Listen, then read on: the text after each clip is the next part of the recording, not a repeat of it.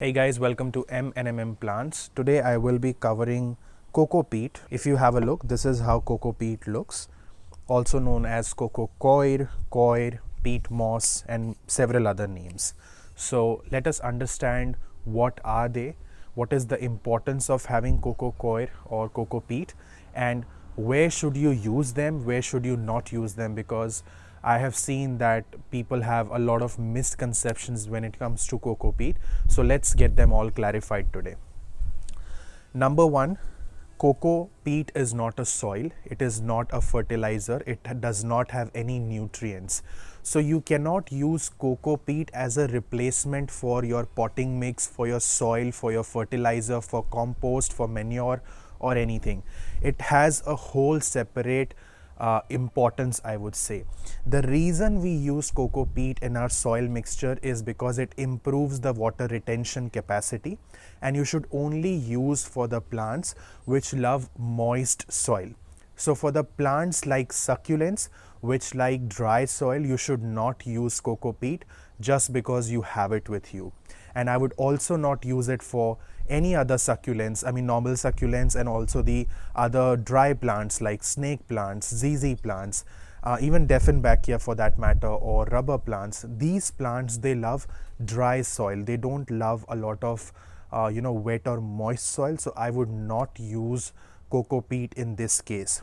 But where can I use cocoa peat? For most of the indoor plants like your prayer plants, your philodendrons, your ferns, these are the plants, your pothos, where you can use cocoa peat. So that, and what should be the ratio of cocoa peat? Let's say we have 100%, and out of 100%, 20 to maximum 30% you can use cocoa peat, not more than that. It's not required. And a lot of times what I've seen is in nurseries and garden centers, they sell plants, the pot only has cocoa peat. Now what we do is we bring that home and we'll just put it somewhere in the corner of the house in a fancy pot, and the job is done. Don't do that, because that cocoa peat, as I said, does not have any nutrients. It is there in nursery because they just want to reduce the cost of having soil and the fertilizer in it. So they will sell you in cocoa peat, but you have to make sure that if it is in cocoa peat, it just looks like the husk of coconut. So you will identify it very easily, because cocoa peat is nothing else. It just comes out from husk of coconut, which means it is organic, which means it is natural, and that means it is okay to use it in your gardening. It is not going to harm your plants, provided if you use it in the correct ratio and for correct plants, only then.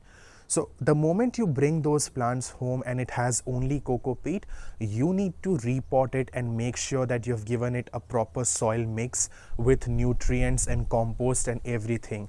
Just because your plant is in cocoa peat, it will not grow because it's not getting that proper food. So you have to understand the value of cocoa peat, and it's not going to serve more than what it is actually going to serve for. Now whenever you repot your plants, you plant your plants, you can add 20-30% of cocoa peat. But let's say you already have your indoor plants with you, and now you wish to add cocoa peat in those plants because you want that the soils should stay moist. It also improves the aeration, by the way. So if you want to just add it, what's the easiest way to do it? Let's have a look. You can grab your cocoa peat and just add it on the top layer like this, and just mix it properly, because whenever you will water your plants, it will just go underneath. That's my silver leaf philodendron, and another one similarly. I'll just add a little bit, not much, and just give it a quick mix. That's it. So this is how you can add it for plants where you do not have cocoa peat, and not more than this is required. I hope you have now the correct understanding of what is cocoa peat and what is the importance of having cocoa peat. If I be very honest to you, I have not used a lot of cocoa peat in my gardening, and it does not have a major impact. But obviously it is for a person who looks after their plants like a lot. If you're looking after your plants every single day, then it's okay to miss on a few things. But if you don't have that time, and if you are lazy, and if you have just started gardening and you're a beginner, you can add coco peat in soil of these plants, that require moist soil, but don't give it to succulents and your outdoor plants. You can also use it as mulch, to be honest, if you want to. It will just put it on the top layer of any pot, or even on your garden beds or outdoor plants, wherever, and it will just help the soil to stay moist. Especially for ferns and prayer plants, it's the best to use coco peat, but other common indoor plants as well, you can use them. With that, I'll see you next time with another video. Bye for now.